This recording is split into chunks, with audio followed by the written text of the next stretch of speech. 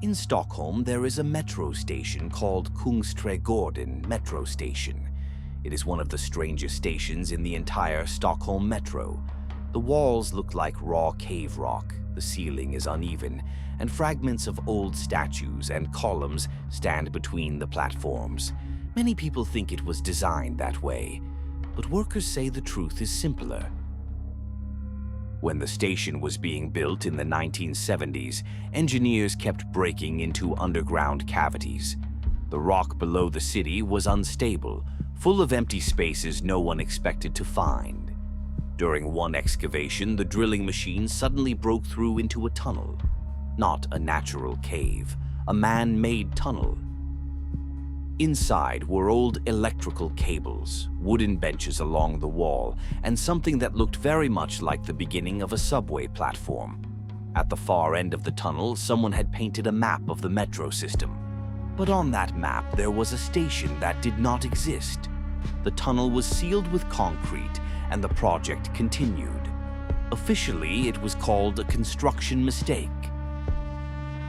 Years later, train operators began reporting something strange. Sometimes late at night, just before reaching Kungsträdgården, they could hear another train moving in the darkness of a nearby tunnel. Heavy metal wheels, slow movement. But according to the control systems, there was no other train there. Passengers occasionally noticed something unusual too. Very late at night, the electronic board sometimes shows a normal destination, a Kalla or Hjulsta. Nothing unusual. But when the train arrives, it moves strangely quietly. The lights inside are dim, and the passengers in the cars behave in a way people later struggle to explain. They do not speak. They do not move much. Most of them simply sit and stare out of the windows, as if they are watching something outside the train. About 10 years ago, security cameras recorded a strange incident. A man was standing alone on the platform waiting for the last train. When the train arrived and the doors opened, he stepped forward and suddenly stopped.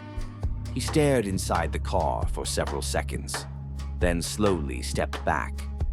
The train left. The man stayed on the platform. When station staff reviewed the footage later, they noticed something disturbing. Inside the train, several passengers were visible near the doors.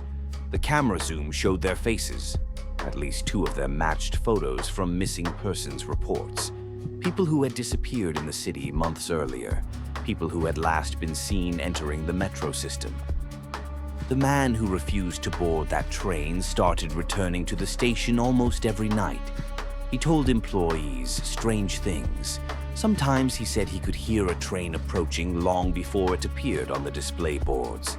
Sometimes he said the announcement inside the arriving train sounded wrong. Not the usual station name. Something else. A name he could never fully remember afterward. A few weeks later, the man disappeared. According to police records, the last place he was seen was inside the metro station, standing on the platform at Kungsträdgården, late at night, waiting.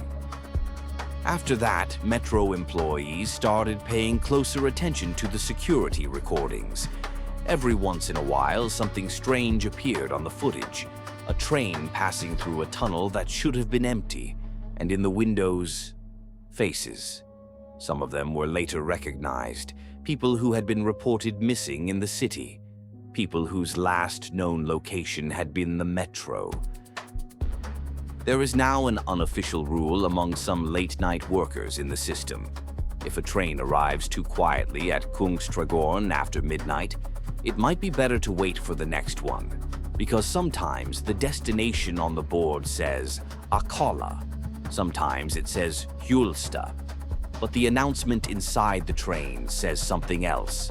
The name of a station that does not exist anywhere on the maps of Stockholm. And once someone boards that train, they are sometimes seen again, much later, sitting silently behind the windows of another train moving somewhere deep under the city.